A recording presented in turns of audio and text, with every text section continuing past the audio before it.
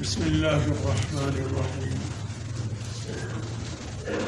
وقل اعملوا فسيرى الله عملكم ورسوله والمؤمنون وستردون إلى عالم الغيب والشهادة فينبئكم بما كنتم تعملون صدق الله. میرے محترم دوستو، اللہ رب العزت نے اس آیت مبارکہ میں بڑے دو ٹوک انداز میں فرمایا،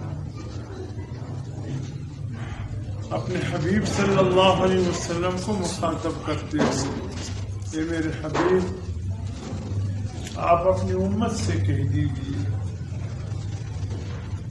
اعملوا، عمل کیجیے. دنیا میں آ کر تمہارے لیے سب سے بڑا تمہارا کام یہ ہے کہ تم ان اعمال کو اختیار کرو جو تمہارے رب کے راضی ہونے کے ہیں اور اللہ کے حبیب کے راضی ہونے کے اعمال ہیں، اور وہ اعمال جو قیامت کے دن جب تمہارے ہاتھوں میں عمل نامہ ہوگا تو ان اعمال کی وجہ سے تمہارا سر سب سے بلند ہوگا، تمہیں شرمندگی نہیں ہو. دنیا میں صرف اپنی معلومات میں اضافہ نہ کر، جی مجھے پتہ ہے، صرف اس بات پہ کہ مجھے پتہ ہے کوئی کامیابی نہیں.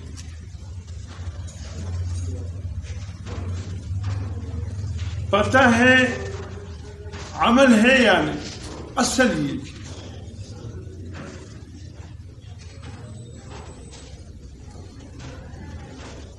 ترمذی شریف کی ایک روایت ہے، جناب نبی کریم صلی اللہ علیہ وسلم فرماتے ہیں، یہ قیامت کے دن میدان حشر یہ ایک کمرے امتحان ہوگا، امتحانی حال ہوگا. اللہ کی جتنی بھی مخلوقات دیکھیں، میدان حشر کی نظارے میں اللہ کی 3 مخلوق سامنے آئے انسانوں میں. ایک مخلوق تو وہ ہے جنہوں نے اپنی زندگی میں اپنے رب کو راضی کیا ہوگا، اس کے لیے تو کوئی مسئلہ ہی نہیں ہے. مشہور حدیث آپ سنتے ہیں، اکثر ہمارے تبلیغی ساتھی فضائل اعمال میں، تعلیم کے حلقوں میں یہ حدیث سناتے رہتے ہیں. اگر کبھی توجہ سے سنی ہو تو انشاءاللہ ذہنوں میں ہوگا کہ قیامت کے دن 7 ایسے صفات کے حامل لوگ ہوں گے جن کو اس سخت دن میں اللہ کے عرش کا سایہ نصیب ہو. سخت کو سنتے رہتے. امام عادل وہ بادشاہ جس نے عدل کیا ہو، انصاف کیا، ظلم نہ کیا، عادل بادشاہ عرش کے سائے میں ہو. وہ 2 بندے جو اللہ کی محبت میں اکٹھے ہوئے، اللہ کی محبت میں الگ ہوئے ہو. بہترین نظارہ ہمیں یہ تبلیغی جماعت میں نظر آتا ہے. کوئی KPK کا ہے، کوئی پنجاب کا ہے، کوئی سندھ کا ہے، کوئی بلوچستان کا ہے، کوئی کشمیر کا ہے، کوئی دنیا کی کسی خطے کا ہے. جب اکٹھے ہو کر چلتے ہیں پتہ بھی نہیں چلتا یہ ایک خطے والے ہیں یا الگ الگ خطوں والے. ایسی محبت ان میں ہوتی ہے، سبحان اللہ. ایک دوسرے کے ساتھ ایثار کے جذبے سے سرشار ہوتے ہیں، محبت کے جذبے سے سرشار ہوتے ہیں. ان میں کسی کی ڈیوٹی خدمت کے شعبے میں لگتا ہے تو اس کو وہ بوجھ نہیں سمجھتا، برتن دھونے کے شعبے میں لگتا ہے اس کو وہ بوجھ نہیں سمجھتا، بازار سے سودا صرف لانے کے شعبے میں اس کی ڈیوٹی لگتا ہے اس کو وہ بوجھ نہیں سمجھتا، بلکہ وہ یہ سمجھتا ہے یہ تمہیں اپنی بھائیوں کی خدمت کر رہا۔ ایسی محبت حضور صلی اللہ علیہ وسلم فرماتے ہیں دنیا کی وہ محبتیں جو صرف اللہ کی لیے، ایک تو محبت مفادات کی محبت ہے نا، وزیر سے محبت ہے، مشیر سے محبت ہے، تو یہ کار براؤ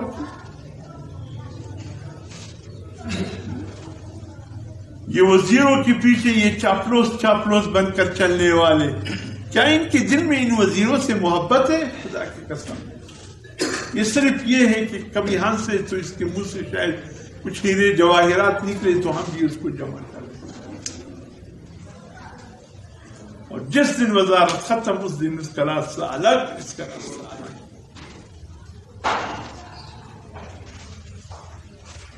اللہ کی محبت میں جڑنے والے، اسی محبت پہ الگ ہونے والے عرش کے سائے میں ہوں گے۔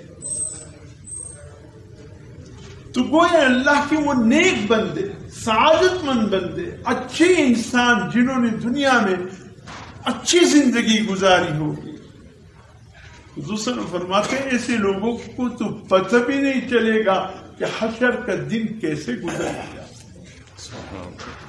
جب حکم ہو کہ بھائی جنت میں چلے جاؤ، یہ گھبرا کر کہیں گے، یہ عرش کی سائے میں رہنے والے، وقت گزارنے والے گھبرا کر کہیں گے بھائی وہ حشر کا میدان ہم نے نہیں دیکھا۔ کہا جائے گا وہ گزر چکا ہے، اللہ نے تمہیں اس سے محفوظ کر دیا۔ ایسے نیک لوگوں پر تو حشر کا میدان ہو گئی نہیں،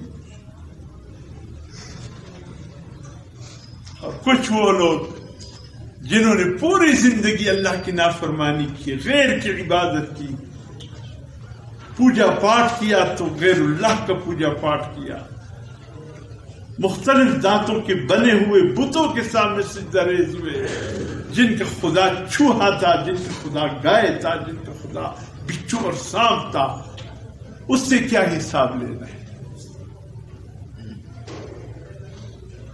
ایسے جانوروں سے کیا حساب لینا ہے جنہوں نے جانوروں کو خدا سمجھا ہے؟ ایسے جانور تو پہلی دن اللہ اٹھا کر جہنم میں ڈال۔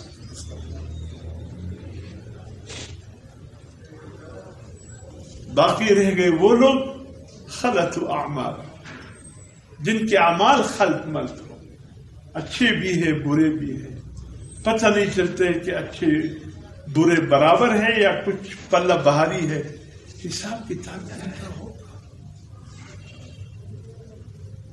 حشر کا میدان ان پہ ہوگا، یہ سخت مرحلہ ایسے لوگوں پہ ہوگا۔ تو حضور صلی اللہ علیہ وسلم نے ایسے لوگوں کے متعلق فرمایا، حضرت ابو ہریرہ رضی اللہ تعالیٰ عنہ کی روایت ہے، لا تزول قدم ابن آدم یوم القیامہ حتی یسأل عن خمس، عن عمره فیما افنا، وعن شبابه فیما ابلا، وعن ماله من أين اكتسبه وفيما أنفقه وماذا عمل فيما علم، رواه الترمذی والبخاری۔ کہ حضور صلی اللہ علیہ وسلم فرماتے ہیں قیامت کے دن ایسے لوگوں کے پاؤں کو حشر کا میدان جکڑ لے گا، تاپ دے گا، جب تک 5 سوالوں کا جواب نہیں بتا دیا کچھ بھی نہیں۔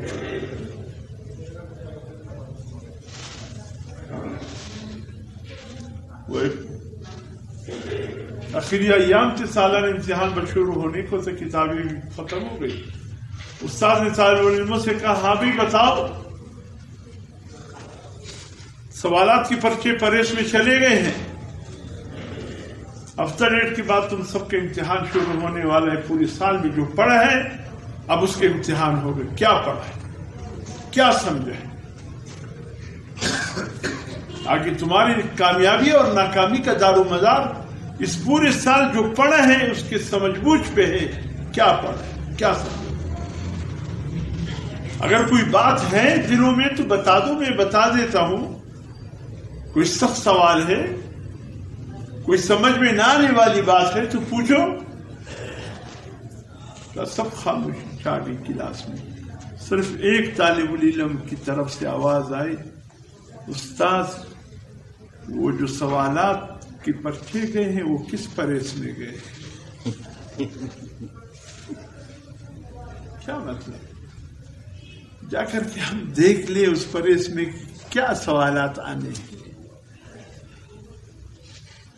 طلباء مارے پھرتے ہیں نا کہ کہیں پرچہ کہیں سے آؤٹ ہو جائے، کسی ایک آدھے سوال کا پتہ چلے، ہم پھر تیاری کریں. ہمارے لیے اس حوالے سے تیاری کرنی آسان ہو جائے. یا کچھ نہ ہو، کچھ گائیڈوں سے پاڑ کر جرابوں میں ڈال دے. حدیث کے ورقے بھی جرابوں میں رکھ کر لے جاتے ہیں. دنیا کی کامیابی کے لیے پورے سال تو پڑھتے نہیں.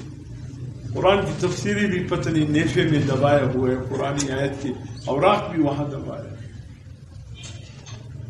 ایک تو یہ سیریز نام کی جتنے بھی یہ کتب خانوں والے نے کتابیں نکالے ہیں، طلباء کی تعلیم کا بیڑا غرق کر کے محنت کا جنازہ نکالے. مجھے پورے سال ایک کتاب پر محنت ہونی چاہیے تھا. ان سیریزوں والے نے مخصوص سوالات اور جوابات لا کر طلباء کی محنت پر پانی پھیر.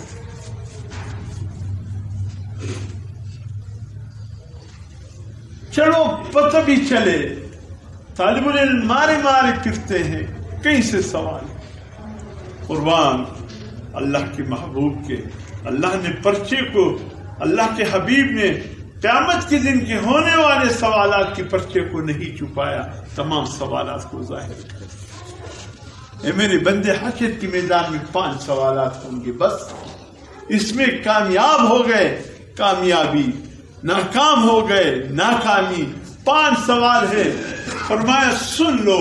پہلا سوال یہ ہوگا، عمر کیسی گزاری، عن عمرہ فیما افنا.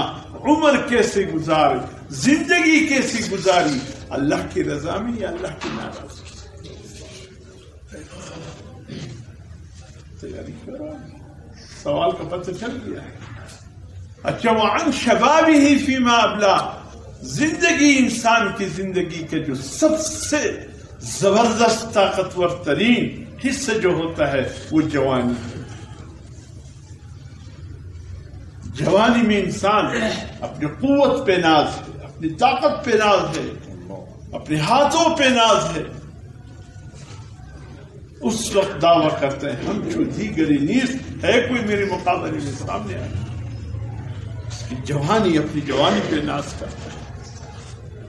دوسرا سوال یہ ہوگا، جوانی کیسی گزاری، جوانی کیسی. جوانی تو جوان کی ہوتی ہے نا. در جوانی توبہ کردن شیوہ پیمبریست، وقت پیری گرگ ظالم شوت پرہیزگار. جوانی میں توبہ کرنا یہ طریقہ ہے نبیوں کا. اور جب بڑھاپا آ جائے پھر تو ظالم بیڑیے بھی پرہیزگار بن جاتے. وہ بیڑیے بھی ایک کونے میں جا کر بیٹھ جاتے ہیں. اب شکار کرنے کی ہمت باقی نہیں، جان بھی ختم ہو گئے، تو صلاحیتیں ختم ہو گئی. وقت پیری گرگ ظالم شوت پرہیزگار. بڑھاپی کی بات نہ کرو، جوانی کی بات کرو. کیسی گزاری. یہ جو جوانی میں اللہ کے سامنے سجدہ ریز ہونے والا جوان، توبہ کرنے والا جوان، اللہ کی اطاعت میں اپنی جوانی کو گزارنے والا جوان، جب بڑھاپے میں جاتا ہے اور پھر وہ اعمال نہیں ہوتے اس سے جو جوانی میں ہوتے تھے، اللہ فرماتے فرشتوں وہی اعمال لکھو. اگرچہ اب بڑھاپے میں نہیں کر سکتا، جو یہ جوانی میں کرتا تھا اب بھی اس کے عمل نامے میں وہی لکھو. پھر اللہ سلے بھی. یہ دوسرا سوال ہے. تیسرا سوال یہ ہوگا، ہاں بھائی بتاؤ مال کہاں سے کمایا. خدا کی قسم آج ہماری عدالت کچہریاں لوگوں سے خالی ہو سکتے ہیں اگر لوگ صحیح حالت میں آئیں۔ دو فریق ہے زمین کی لڑائی، دو فریق ہے مکان کی لڑائی، دو فریق ہے دکان کی لڑائی، دو فریق ہے معاملے کی لڑائی ہے۔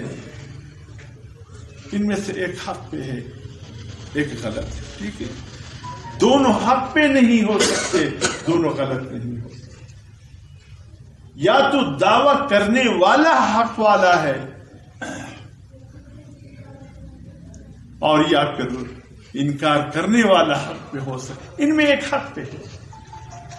اگر یہ حقدار یہ سمجھے کہ حق اس کا ہے، میں ناحق دعویٰ کر رہا ہوں، خدا کی قسم مقدمے ختم نہیں ہو جائیں گی۔ اول تو اللہ ہماری ان وکیلوں کو ہدایت دے۔ ایک فتنہ ہے یہ وکیل، معاف کیجئے، اچھے وکیل بھی ہوں گے، حق کے لیے لڑنے والے وکیل بھی ہوں گے، میں ان کی بات نہیں کر رہا ہوں، میں مجموعی بات کر رہا ہوں، جمہور کی بات کر رہا ہوں۔ چور کو بچانے والے یہی، ڈاکو کو بچانے والے یہی، حرام خور کو بچانے والے یہی، کرپشن بچانے والے جس نے کروڑوں اربوں روپے کھائے ہیں ان کو بچانے والے یہ کس خیر کی توقع کرتے ہیں؟ یہ بھی بخشے جائیں گے؟ یہ قاتل کو بخشنے والا یہ بھی بخشے جائیں گے؟ وہ بھی تو وکیل ہے جس نے قاتل کو بچایا، کھلا نظر آیا کہ یہ قاتل ہے، ایک مظلوم کو مارا ہے، نہ حق مارا ہے، اپنے پیسوں کے خاطر مارا ہے، اور اس کو بھی قاتل کو بھی وکیل مل گیا۔ اس نے کہا نہیں، اس نے کچھ نہیں کیا، ٹکوں کی خاطر اس نے ایک قاتل کو بچایا، مقتول کو ظالم ثابت کیا ہے۔ یہ بھی اللہ سے یہ امید رکھے گا کہ اللہ مجھے معاف کر دے گا، میں بھی جنت میں چلے جاؤں گا۔ قاتل کا ساتھ دینے والا، ڈاکو کا ساتھ دینے والا، چور کا ساتھ دینے والا یہ بھی بخشا جائے گا۔ عن مال کے مطابق سوال ہوگا، کہاں سے کمایا؟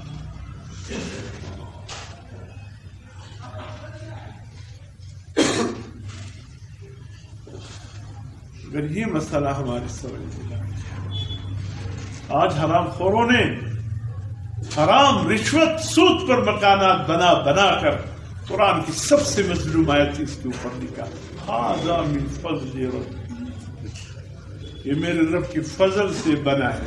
حرام خور رشوت کے پیسے سے بنا کر لوگوں کے حق کا کر اس کی جگہ یہ مکان بنا کر، بنگلے بنا کر اس کو تم اپنے رب کا فضل سمجھتا ہے، اس کو جہنم کا امتحان لکھ دو۔ ھذا، یہ خشاک ہے جہنم۔ اچھا چلو جائز طریقے سے مال کمانا، فی وان مالی فیما، خرچ کہاں؟ انفقہ، خرچ کہاں؟ اللہ کی رضا کے کام میں، دین کے کام میں، مسجد کی تعمیر میں، مدرسے کی طلباء کی خدمت میں، کسی بیوہ عورت پر ایک چادر ڈال کر، یتیم بچی کو کپڑا مہیا کر کے، ایک یتیم بچے کے سر پر سر رکھ کر، ہاتھ رکھ کر اس کی تم نے کچھ خدمت کی، وہاں خرچ کیا۔ اتلنے وعدت ډوډۍ را پخ کړه، خدای غوړه ډوډۍ و چې دومره غوړي وراچوله، خدای دې بیړه غر کې کې خو بیخي خوند دی نه، نو ښه دعاګانې هم درته کوي، ته ورته غوړه ډوډۍ ورپخه کړه، غوړه ډوډۍ ورپخه کړه، دی وایي خدای دې بیړه، خدای دې څومره غوړي وراچوله۔ ہر یو غریبی میں ہمیشہ کرتا ہوں فقیروں سے تجارت، میں ہمیشہ کرتا ہوں فقیروں سے تجارت، جو 1 روپے کے بدلے کئی دعائیں دیتے ہیں۔ اب کن کے ساتھ تجارت؟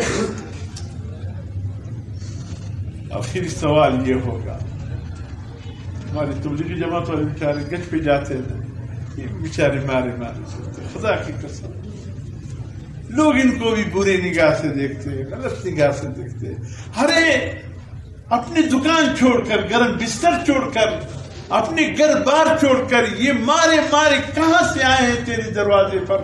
کوئی اللہ کا بندہ بے نمازی ہو کر نہ سوئے، یہی درد لے کر آئے ہیں تمہارے دروازے پر، یہی غم لے کر آئے ہیں. کوئی اللہ کا نافرمان بن کر نہ سوئے، کوئی حضور صلی اللہ علیہ وسلم کا نافرمان بن کر یہی دکھ لے کر آئے تمہارے دروازے پر. کوئی پیسے تو تم سے نہیں مانگ رہے، کوئی جائیداد، کوئی قرضہ تو تم سے مانگنے کے لیے نہیں آیا. تمہاری نماز کی فکر لے کر آئے ہیں، تمہارے روزے کی فکر لے کر آئے ہیں، تمہارے خیر کی فکر لے کر آئے ہیں. کہ وقت اللہ کی ناراضگی میں تو نہیں گزر رہا. ایک دروازے پہ ایک جماعت والے چلے گئے پاکستان کے خطے میں، جا کر کہا کہ جی آئیے مسجد میں جماعت آئی ہے، کچھ باتیں سن لیجیے اللہ اس کے رسول کی. کہتے وہ جوان نکلا، اس نے کہا میں اس مسجد میں کبھی بھی نماز پڑھنے نہیں جاؤں گا. اس نے کہا کیا ہو گیا؟ یہ مسجد اللہ سے ناراضگی، مسجد سے ناراض نہیں. کہتے پہلے یہ مسئلہ حل کراؤ. ہمارے محلے میں تو ایمان اور کفر کا مسئلہ بنا ہے، کوئی کہتے تراویح 8 رکعت ہے، کوئی کہتے 20 رکعت ہے. اس مسئلے کو حل کراؤ. 20 والے 8 کو کافر کہتے، 8 والے 20 کو کافر کہتے. صحیح کیا؟ یہ سیدھا سادہ بیچارہ تو نہیں تھا. اس نے کہا بابا شکر کرو، 20 والے جو پڑھ رہے پڑھ تو رہے ہیں، 8 والے جو پڑھ رہے پڑھ تو رہے ہیں. آؤ دونوں مل کر اس کے پاس جاتے ہیں جو نہ 20 پڑھتے ہیں نہ 8 پڑھتے ہیں. آؤ ان کے پاس چلتے جو نہ 20 پڑھتے ہیں نہ 8 پڑھتے ہیں. گشت کے دوران جائے جی نماز فرض ہے، ہاں پتہ ہے پڑھی ہے، بس وہ کام میں لگ گیا تھا، بس خیال پتہ ہے اور نہیں پڑھی ہے. یہ کتنا دکھ اور غم کی بات ہے. قیامت کے دن تو یہی سوال ہوگا 5واں، علم تھا اور عمل نہیں تھا. بس میرے محترم دوستو، میں نے بھی حضور صلی اللہ علیہ وسلم کے حدیث کو واضح کر دیا، کچھ نہیں چھپایا کہ اس منبر کا میں ذمہ دار جو حضور سے فرمایا آپ تک پہنچائے. یہ 5 سوالات ہیں. خدا کی قسم اگر اس میں صحیح نکل آئے قیامت کے دن کامیابی ہی کامیابی. اگر ناکام نکل آئے خدا نہ کرے، خدا نہ کرے، سوچ لیجیے ٹھکانا کہاں ہے. اللہ عمل کی تو آمین. اور میرے ساتھ ایک سوال ہے.